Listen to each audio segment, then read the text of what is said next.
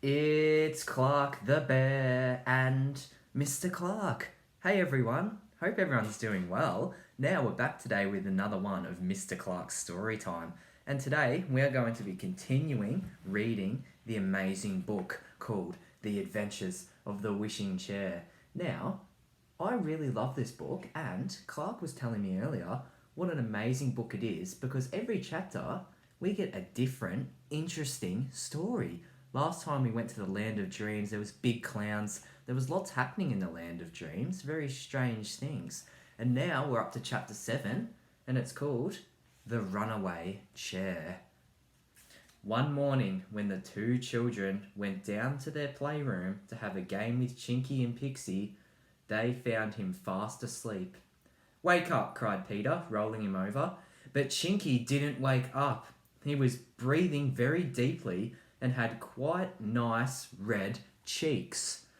But he simply would not wake up. "What's the matter with him?" said Molly, puzzled. "Oh, he's just pretending," said Peter.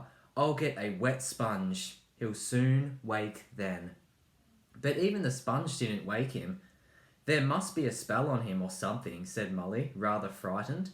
"What shall we do, Peter? If only we knew where to get help. But we mustn't tell anyone about Chinky. He'd be so cross when he woke up. And we don't know where to find any fairies, or we could ask them for help." Suddenly the wishing chair gave a creak, and Molly looked around. "It's growing wings," she cried. "Don't let it fly away, Peter. We don't want an adventure without Chinky." Peter ran to the chair, but it dodged him and flew straight out of the window. Its wings flapping swiftly, Peter stared at it in dismay. "Oh, Peter," said Molly, "isn't this dreadful? Here's Chinky under a spell or something, and now the chair's run away. What an unlucky day for us." "Well, it's gone," said Peter gloomily. "Now, what are we going to do about Chinky and Molly?" Just then there came the sound of a cautious tiptoe noise.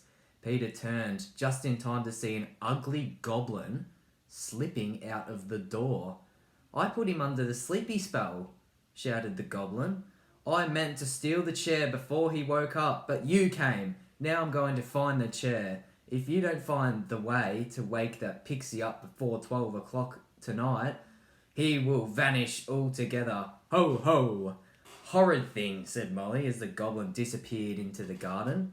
"I suppose he will go after our chair and have it for himself. I suppose he will then. Here's Chinky, left in a magic sleep, and we don't know how to wake him up. If only we knew how to find a fairy who might help us." "I'll go and call for one in the garden," said Peter. So he went out and called softly here and there, "Fairies, if you are out there, come and help." But he had no answer, and he went sadly back to the playroom where Molly sat by the sleeping pixie. "No good," said Peter. "I didn't see a single fairy. I really don't know what we are going to do."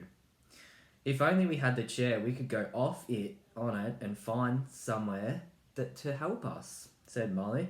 "But even that's gone and left us, run away on the very day we needed its help." They went back to the house for dinner and for tea, and Molly explained all of their long faces and why they were sad. They very nearly told her about Chinky, but didn't like to, for they had solemnly promised the pixie never to mention his name to the grown-ups. When it was their bedtime, Chinky was still asleep. "Fancy, he hasn't had anything to eat all day," said Molly. "Oh, Peter, do you really think he will disappear at midnight if we can't wake him up in time?" "We must wake him," said Peter. So he got 2 drums and 2 trumpets, and he and Molly made as much noise as ever they could until Jane, the housemaid, was sent down to the garden to stop them. But Chinky didn't even stir in his sleep. Then they poured cold water down his neck, but that only made him wet and didn't make him flicker so much as an eyelash. Then they found a hen's feather, set it alight and let it smoulder just under the pixie's nose. but the strong smell did not even make him turn away. He slept on peacefully. A bell rang in the distance. "Oh dear, there's our bedtime bell," said Molly, in dismay. "Peter, coming back to the playroom tonight somehow. There surely must be something we can do to wake up Chinky." "We've tried everything," said Peter, and looked very miserable.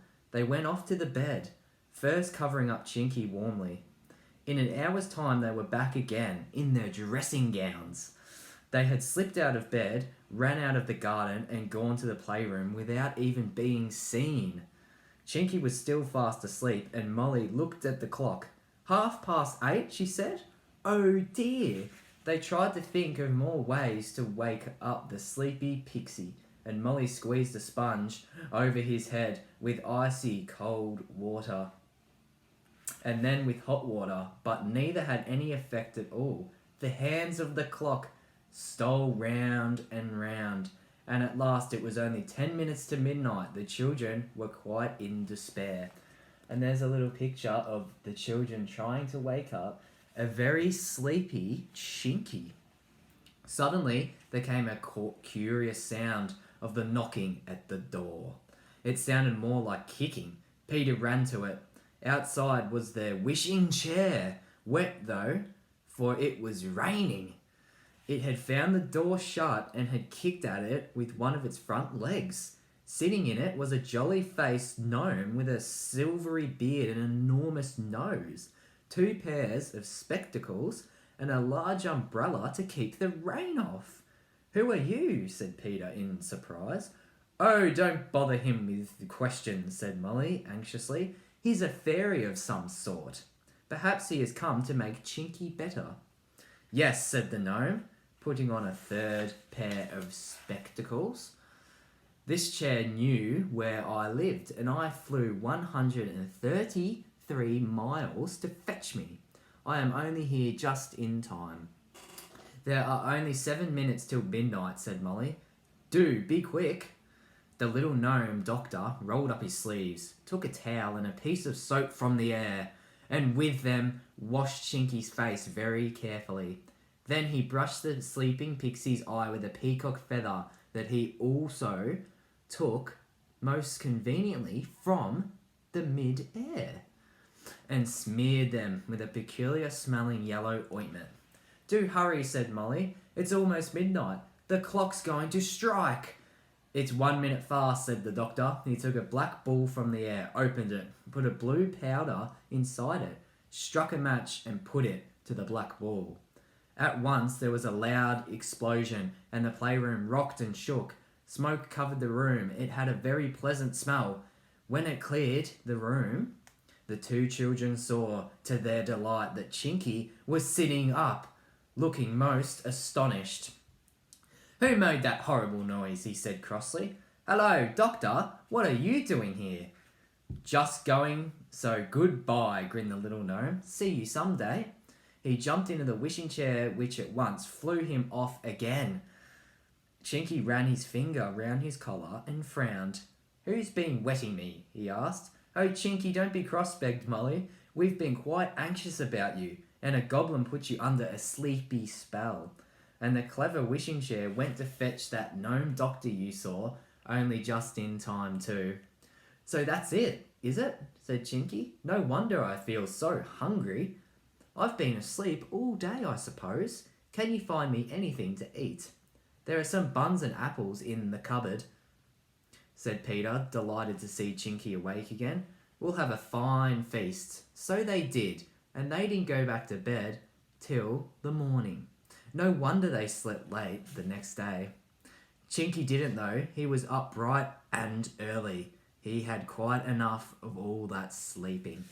And that is the end of chapter 7. And Chinky was in a very, very deep sleep, and it took Peter and Molly a long time to wake him up. So once again, that's the adventures of the wishing chair. I hope you enjoyed this chapter, everyone. And Clark and I will see you tomorrow for the next chapter. Bye.